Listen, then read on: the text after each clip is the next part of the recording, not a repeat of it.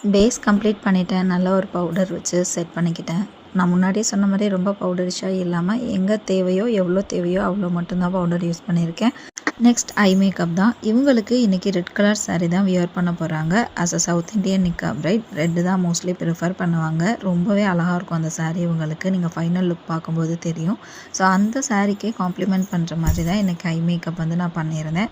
ஒரு new try. இவங்களுக்கு கண்ணு நல்லா பேஸ் சூப்பராக இருந்துச்சு. ஸோ அவங்க ஐஸுக்கு ஏற்ற மாதிரி ஒரு நல்ல ஐ மேக்கப் வந்து கொடுக்கலாம் அப்படின்னு சொல்லிட்டு பண்ணியிருந்தேன். கொஞ்சம் ஸ்மோக்கியாக இருக்கிற மாதிரி கொஞ்சம் காஜல்லாம் யூஸ் பண்ணி ஐ மேக்கப் பண்ணியிருந்தேன்.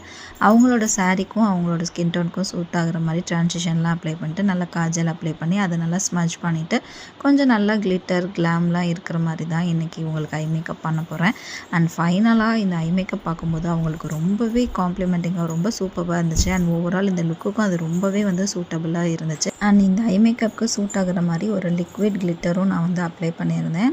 அண்ட் இதுக்கு மேலேயும் ஒரு ஹாஃப் கோல்டு லூஸ் பிக்மெண்ட்டும் அப்ளை பண்ணியிருந்தேன். ரெண்டுமே நல்லா மர்ஜ் ஆகி இந்த ஐ மேக்கப்புக்கு ரொம்பவே சூப்பராக இருந்தது. அண்ட் காஜல் வந்து இவங்களுக்கு பிளாக் காஜலாக இல்லாமல் நான் வந்து ஒரு நியூட் காஜல் யூஸ் பண்ணியிருந்தேன். அது இன்னும் ரொம்ப பியூட்டிஃபுல்லாக அவங்க ஐஸை வந்து டிஃபைன் பண்ணி காட்டுச்சு.